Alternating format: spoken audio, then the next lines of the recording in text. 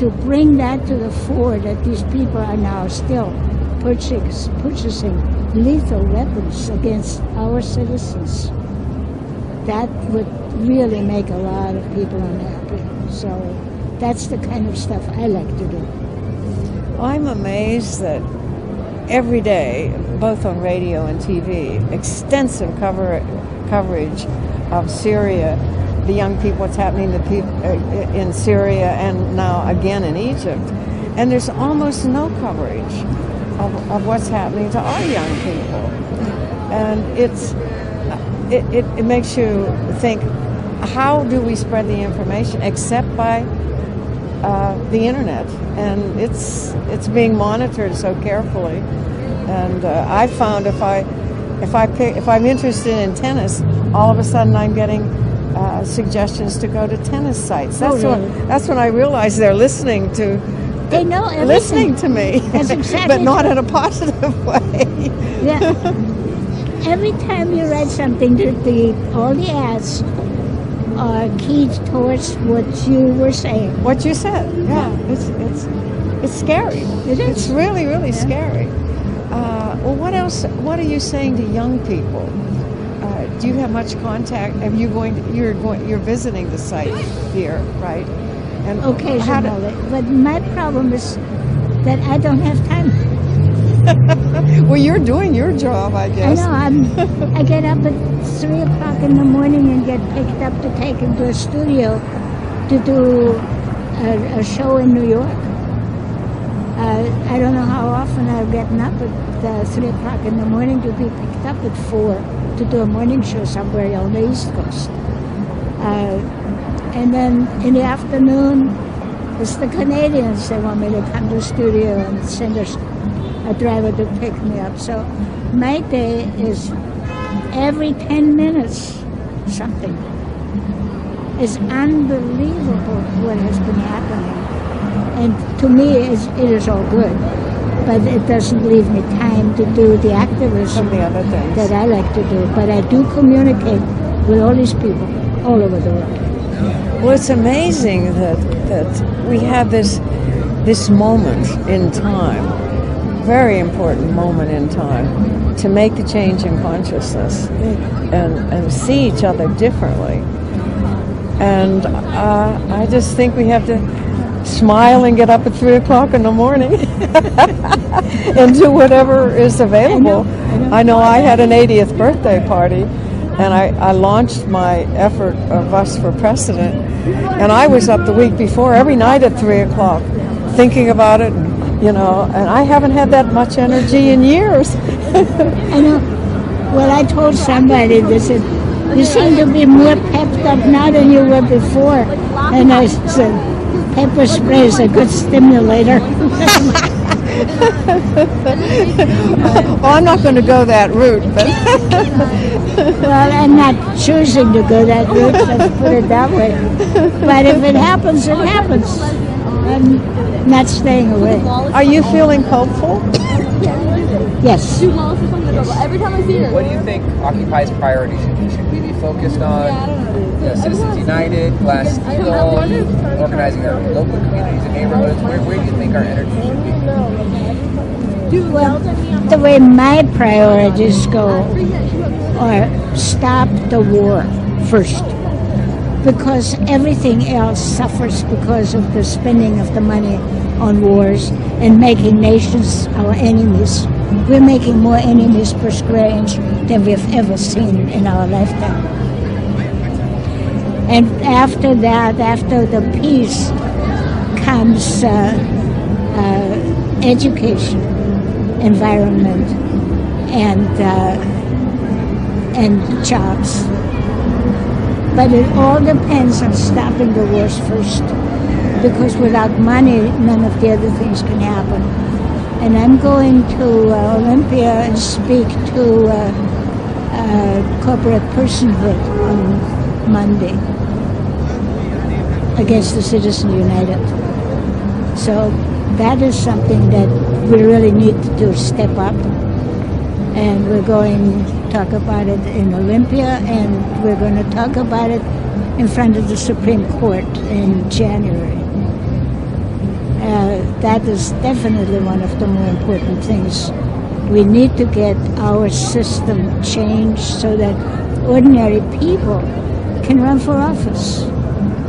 It's absolutely obscene for Bloomberg to buy himself New York.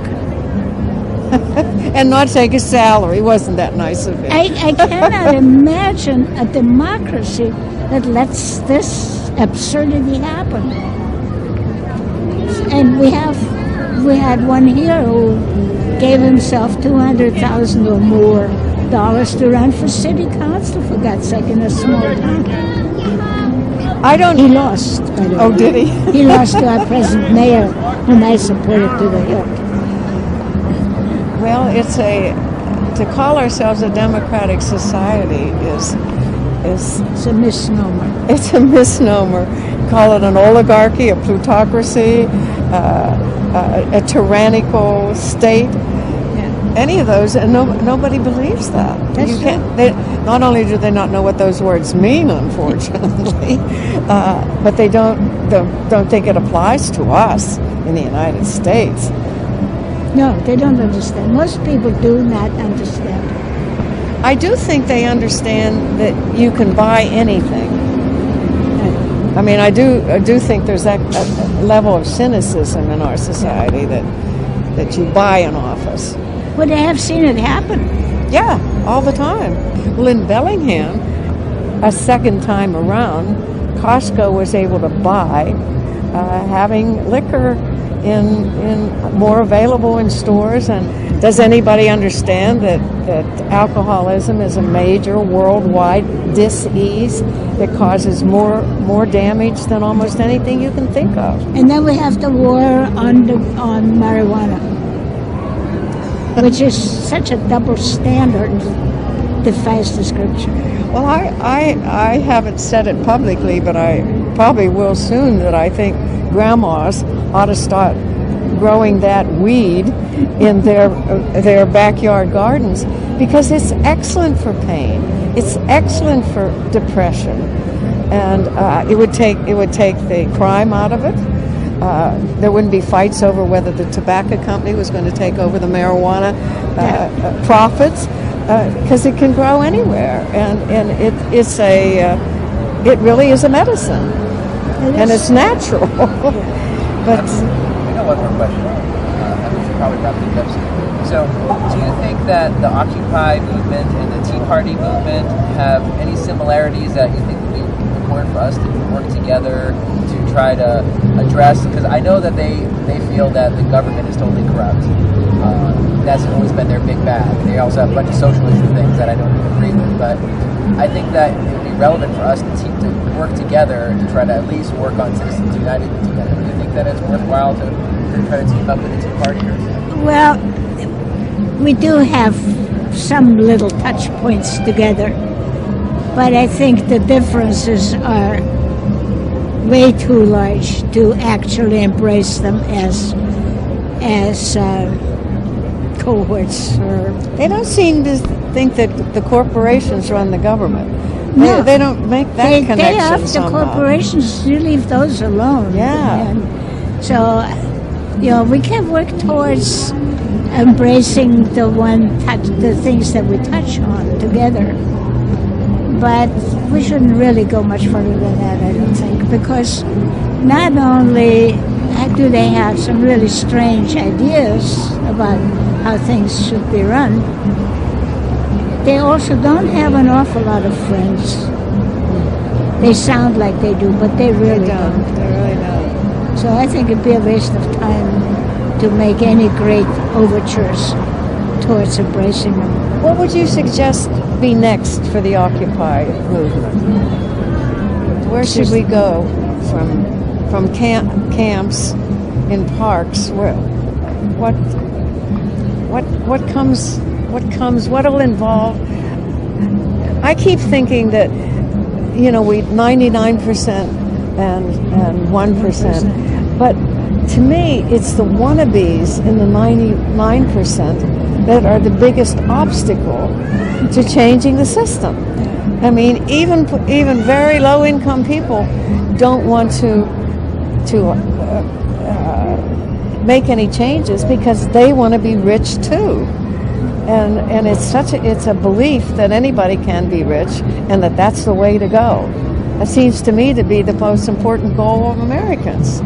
Well, the one thing, we will gain quite a bit of traction with people like the King County now is going to shut down several sheriff precincts.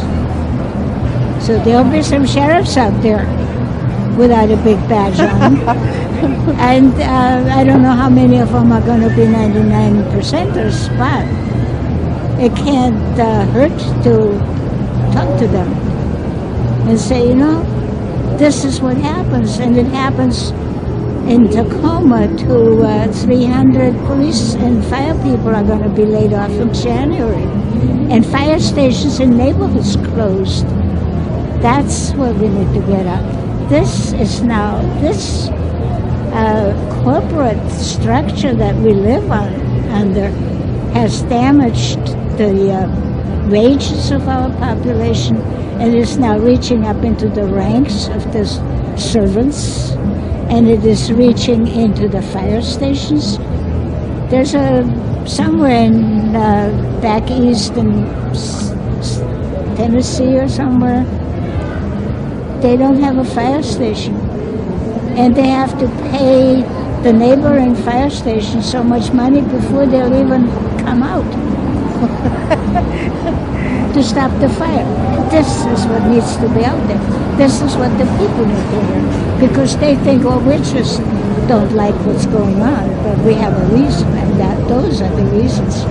And all these people that are laid off now by the governments, they're going to have massive layoffs in Olympia. Massive layoffs, yeah.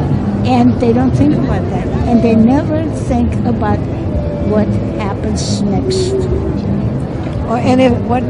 What comes next isn't going to happen to them. No. They don't make that connection at all. And what happens next is what they should think about. So you lay off 300 people. You got all kinds of aftershock. But nobody talks about the aftershock. So you're out of here, and that's it. Well, these people have houses, they have mortgages, they have bills to pay, they have children. The kids get to school and haven't had anything to eat. That's what's going to happen, and that's what we need to really bring to the public. The actual effects of what is going on. Not just saying, oh, well, there they go, the weirdos with the nose rings and the tattoos and all. That does not resonate with people. But when they find out that the fire station in their neighborhood is going to close. Or the library. Yeah. Even the libraries don't even bother them that much. But the fire station, what? My fire insurance is going to go up sky high if I don't have a fire station. That's what they need to know. That's what we need to know. With what is really happening. And nobody talks about that. So that's your job.